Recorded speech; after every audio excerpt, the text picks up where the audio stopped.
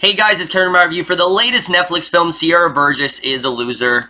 And what Sierra Burgess is a Loser is essentially about is we center on the aforementioned Sierra Burgess. She is a very unpopular student who isn't really well liked and doesn't really have a lot of friends. She's involved in marching band and things like that. And one day she gets her phone mixed up with the most popular girl in school, and basically she ends up telling her about it. But what she doesn't realize is that this guy that she likes is actually texting her through her phone, thinking that it is the popular girl. So her and the popular girl decide to join forces, and basically from there, basically try to see what they can do with this. And you see things get a bit more complicated when Sierra starts to form a connection with this boy, and that's really all I'm gonna say.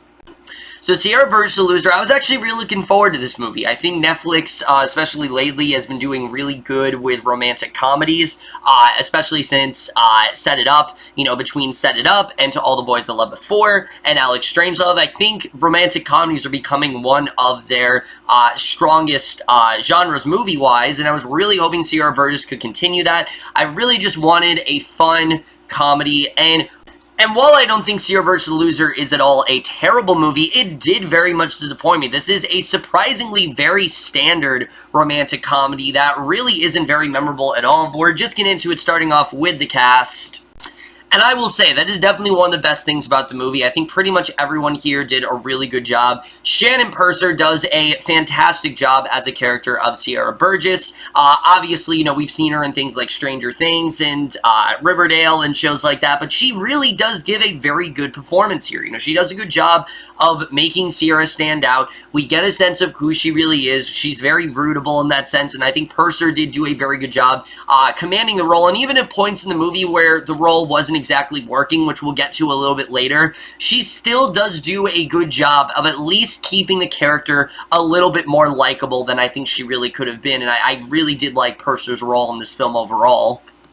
And then Kristine Froseth, I thought, also did a good job in this film as the mean girl Veronica, who she starts off, and yeah, she's simply just a mean girl. That's really all she is. But as the film goes on, you do start to see her genuinely care for Sierra, and I think their chemistry was honestly really good. I really like seeing these two work together.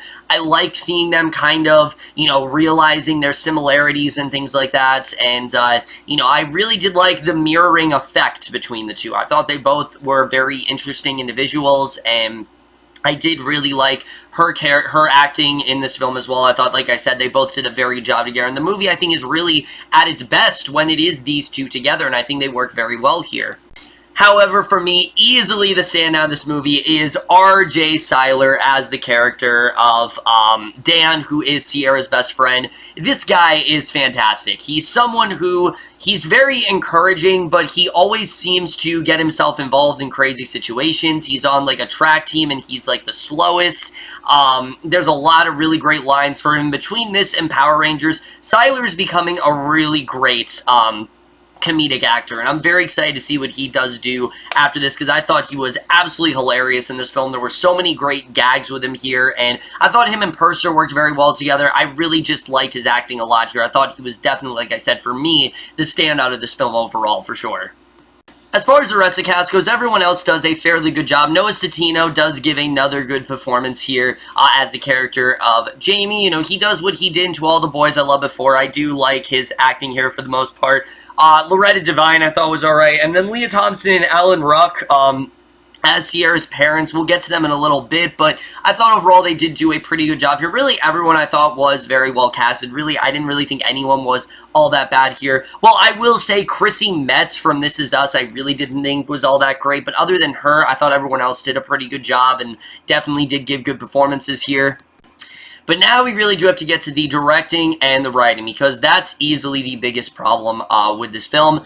The directing to this film, yes, it is very much directed like a really lighthearted comedy, and they do a good job with that, and I do think that the laughs were pretty consistent for the most part. I was laughing quite a lot throughout this movie. It's really just when the film tries to get a bit dramatic, it feels very forced. It just isn't really working as well as I think it really should, and I just felt the directing was not that inspired here. It didn't really work for me as well, and I was not really a huge fan of it, but the biggest problem with this movie easily is the writing, because look, I really do like the premise of this film. You know, she gets her phone switched, and her and Veronica, like, team up, and basically now she's texting Jamie through Veronica's phone, and she has to pretend to be Veronica. That is a very interesting story. There's a lot of places you can go with it. The problem is, the movie does not want to focus on the interesting stuff. What the movie should have focused on was the relation between Sierra and Veronica. I mean, that's the most interesting part of the movie, is seeing how similar these two really are.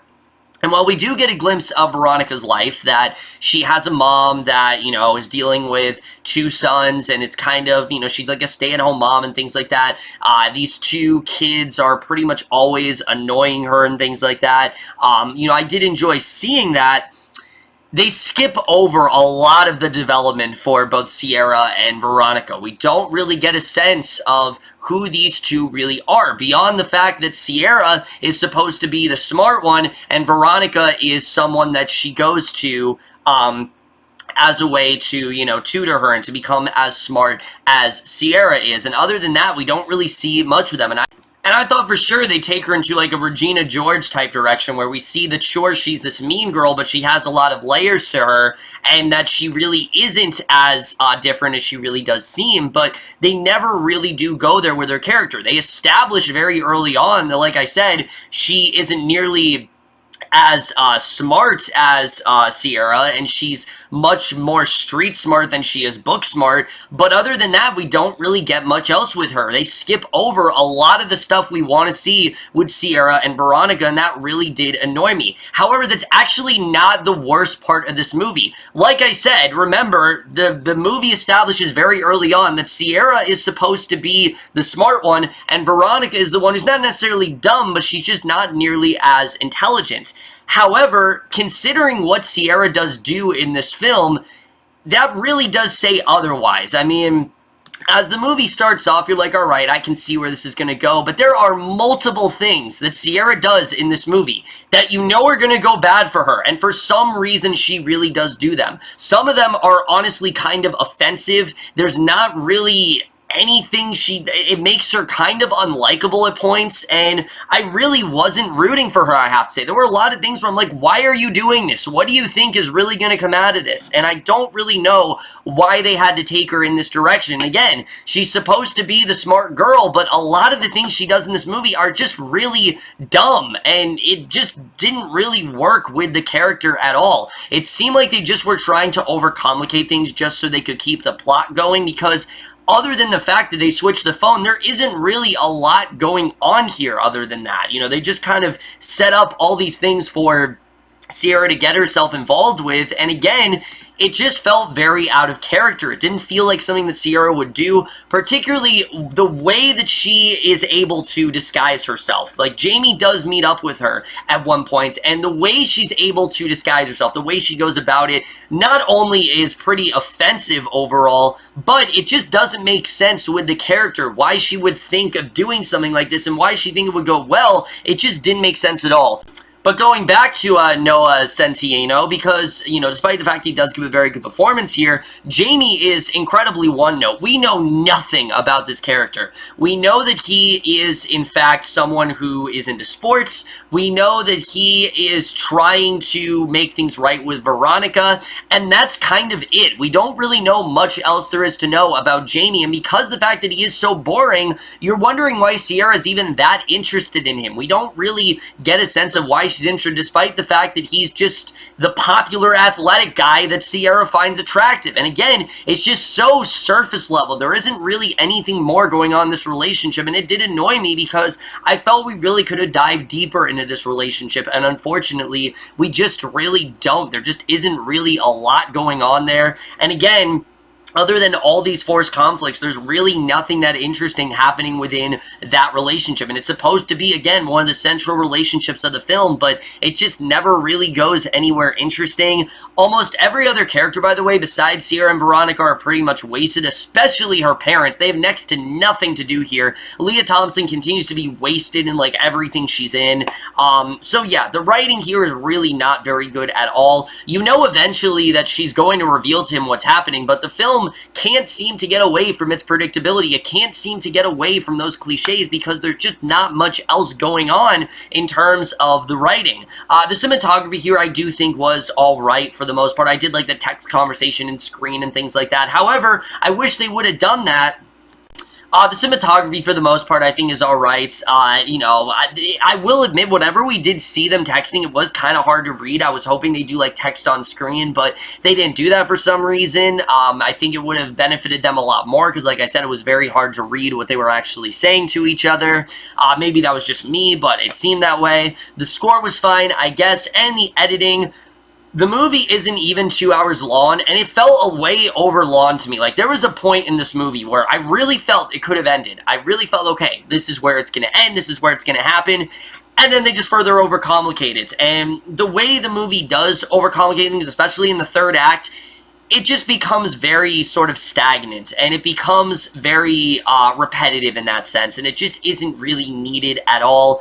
The way the movie ends also is completely ridiculous. I don't know how any of what Sierra does, in this movie, how any of that is justified, but the movie acts like it didn't matter. The movie acts like she didn't really do anything all that bad, when in reality, I think Sierra is the one that we should be against. They could have easily taken her in this direction where, you know, she knows she messed up, and she has to pay the consequences, but there really isn't anything that she has to do. There really isn't anything that she really has to deal with in this film in terms of her realizing the error of her ways. We never really get that, and that really did annoy me overall. The movie also strangely ends with this montage that basically is equivalent to what you usually see in a movie that's based on a true story. However, at least to my knowledge, there's nothing about this film that was either inspired or even based on a true story, so I don't even know why they had to go in this direction. To me, it just seemed like they didn't want to do some kind of epilogue, so they didn't, and I think they easily could have done that, but they really didn't, and again, it just really showed how cheap this film really did feel. The whole film really did feel like they kind of settled for mediocrity, and I think this final sort of montage we get at the end kind of just sums that up overall. But here's the thing, like I said, this is not a terrible movie, and that's what makes it so frustrating, because there are things here that can work really well. The main plot I really do like in this film. I like the relation between Veronica and Sierra. I like the idea that Sierra and Jamie are talking through this text, and they start to form this sort of relationship. I like what Sierra's really getting herself into, but the film glosses over basically everything interesting. Any interesting conversation you want between Veronica and Sierra, that's not explored. Any sort of, repentance that Sierra has to pay for the error of her ways, that's not explored. Any character from Jamie is not explored at all. He's basically just a blank slate throughout this entire film, and so because of that, the film just becomes very forgettable and just becomes kind of boring at points. And if it hadn't been for the actors, who, like I said, I think everyone did do a really good job, I honestly probably would have hated this movie, because there were a lot of things that was very much annoying me.